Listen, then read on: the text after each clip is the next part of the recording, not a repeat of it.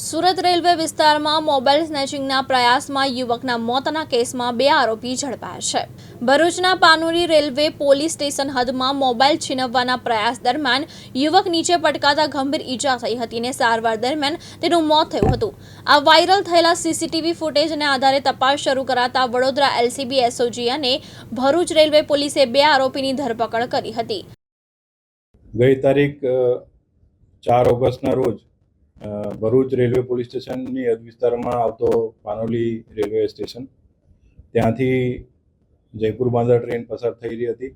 તે ટ્રેનમાં દરવાજા પર બેસીને એક ઈસમ મુસાફરી કરી રહ્યા હતા, જેનું નામ અશોક ગુર્જર હતું. તે દરવાજામાં બેસીને મોબાઈલ વાપરતા હતા અને પ્લેટફોર્મ ઉપર એક ઈસમ એના હાથ ઉપર હાથ મારીને મોબાઈલ પાડવાનો પ્રયત્ન કરે છે અને મોબાઈલ પાડી દે છે. જે અરસામાં જે અશોક ગુર્જર છે એ ટ્રેનમાંથી દરવાજામાં બેસેલા હતા તે ત્યાંથી ટ્રેનમાંથી પડી જાય છે પ્લેટફોર્મ ઉપર અને ટ્રેનની નીચે આવીને કપાઈ જવાથી એનું મૃત્યુ થાય છે. જે બાબતની જાણ ભરૂચ રેલવે પોલીસને તેમજ અમને બધાને થતાં આ કામે ફરિયાદીના જે મરણ જનાર છે એના સંબંધીઓની શોધખોળ કરી એમનો સંપર્ક કરી એમની ફરિયાદ લઈને ભરૂચ રેલવે પોલીસ સ્ટેશનમાં અજાણ્યા આરોપીઓ વિરુદ્ધ બીએનએસની કલમ 105 મુજબ ગુનો નોંધવામાં આવેલ. સદર ગુનો જે છે એ 10 વર્ષથી આજીવન કેદ સુધીની સજાની જોગવાઈવાળી કલમો એમના લગાવવામાં આવી છે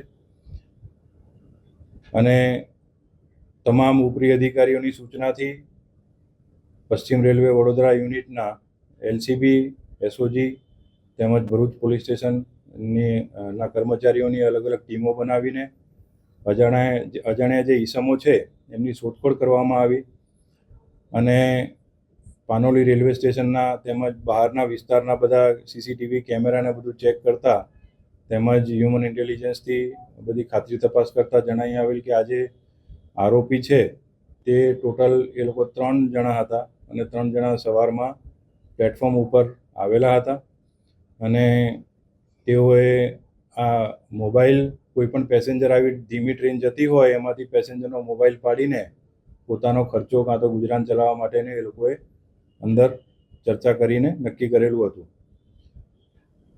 જે આરોપીઓ છે એમના સીસીટીવી ફૂટેજ પરથી એમની ઓળખ કરવા માટે થઈને અલગ અલગ દિશાઓમાં તેમજ સમગ્ર સુરત ડિવિઝનમાં, વડોદરા ડિવિઝનમાં, રતલામ દાહોદ સુધી અને આ બાજુ તમારે નંદુરબાર વ્યારા સુધી તેમજ વાપી સુધી જેટલા પણ ટ્રેનમાં ફરતા ફેરિયાઓ છે તેમજ જે અન્ય પ્લેટફોર્મ ઉપર જે વેન્ડર્સ છે એ બધાની પૂછપરછ કરીને તેમજ અન્ય જે ડેલી મુસાફરો છે એમની પૂછપરછ કરીને આ આરોપીની ઓળખ કરવામાં આવી, જેમાં જે મુખ્ય આરોપી જે છે તે નામે ઈશ્વર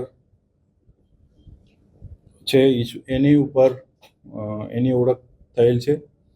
જે ઈશ્વર જે આરોપી છે મૂળ ડોંડાઈચાનો વતની છે, મહારાષ્ટ્રનો, અને વર્ષોથી અહીંયા સુરત, ભરૂચ, વડોદરા રેલવેની હદ વિસ્તારમાં રેલવેના વિસ્તારમાં એનું કાર્યક્ષેત્ર છે અને એમાં છૂટક ફેરી કરી મજૂરી કરી એનું ગુજરાન ચલાવે છે અને રખડતો ભટકતો ઈસમ છે. આ આરોપીની ઓળખ થયા પછી એનું ગુનાહિત ભૂતકાળ બાબતે તપાસ કરવામાં આવી છે, જેમાં એની ઉપર કુલ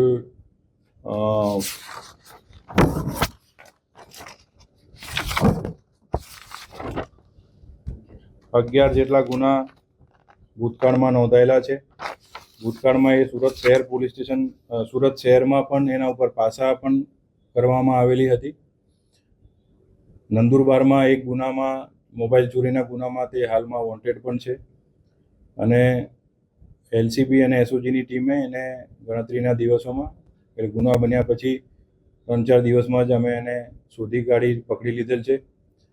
એ ચલથાણ રેલવે સ્ટેશન પર આવવાના હતો એવી બાતમી મળતા ત્યાંથી ક્રાઇમ બ્રાન્ચ અને એસઓજીની ટીમે એને પકડી લીધેલ છે અને તેની ડીપમાં પૂછપરછ કરતાં તેણે બીજા અન્ય 6 જેટલા મોબાઈલ આ રીતે ચોર્યા હોય તેની પણ કબૂલાત કરી છે, જે બાબતની અલગથી તપાસ કરવામાં આવી રહી છે.